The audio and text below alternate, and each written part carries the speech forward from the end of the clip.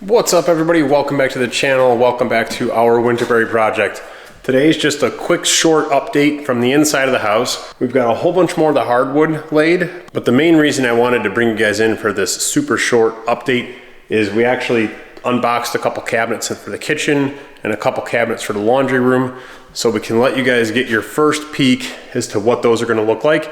We've got two different colors in the kitchen, and then the laundry room and the bar downstairs are going to be the same color and design.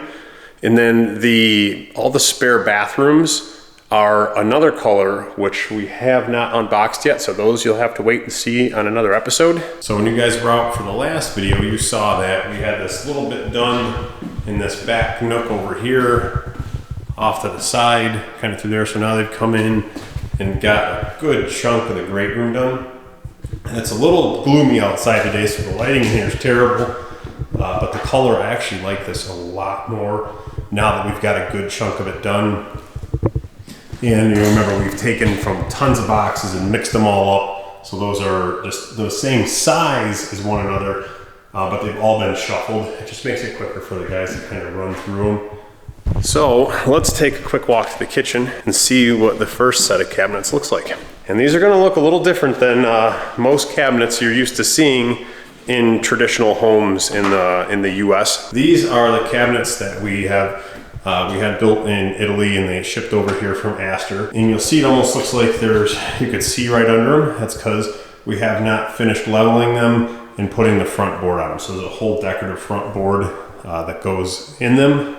And then there will be no hardware. And inside of here is what's called a channel handle. So there's this, I can't remember if we did black aluminum or just raw aluminum, that'll be built into here.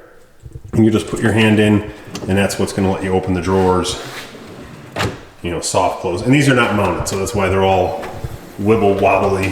But you see we got the built-in. Woo! Okay, like I said, they are not mounted, but everything's soft close with them. Did this grain look to them, which I think is super sleek. Looks great with the floors. So that color, there's gonna be another one here. So that's the color for this wall. And then for the back wall, which is going to be like our cooking wall, those are gonna be a different color. Range top's gonna be a different color. And the color of the island is the same as that back wall. Again, my lighting is terrible in here. So this is the color of the cabinets that the island and this cooking wall are going to be. And then this side wall, we're going to have that 64-inch built-in refrigerator freezer unit, double 30-inch ovens, and a little bit of cabinetry there. But that is going to be the same color as those there. And then in the master suite will be the same as these. And that color carries through into the powder room, and through the built-in bench here is all that same color material. So we wanted to carry only two colors through this same open area, so we weren't transitioning between three different cabinet styles in one space. Just wanted to keep that down to two. And then inside the laundry room, since that'll be closed off separately, is a different product line.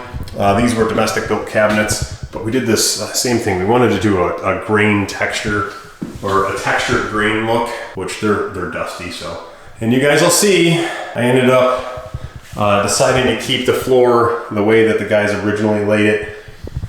And after further thought, and I know the shadow's gonna be terrible in here, but once you put all the cabinets in here, and then once everything's done over here, you're gonna see literally one grout line. So it didn't make sense to go breaking all the tile up, pulling it all out of there, and having to redo it.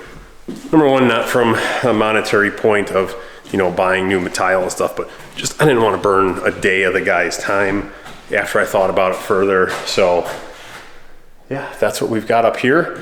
That's just our quick update for today. As always, we appreciate you guys coming out and taking these tours with us. If you guys are enjoying watching homes get built from start to finish in a series fashion like this, let us know in the comments below.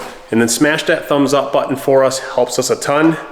And if you are somebody who's going to be building your own home, or if you're in the process of building your own home, and you have any questions or things you need a little guidance on, feel free to put them in the comments, and we will do everything we can to get you an answer. We appreciate you guys, and we'll catch you on the next episode.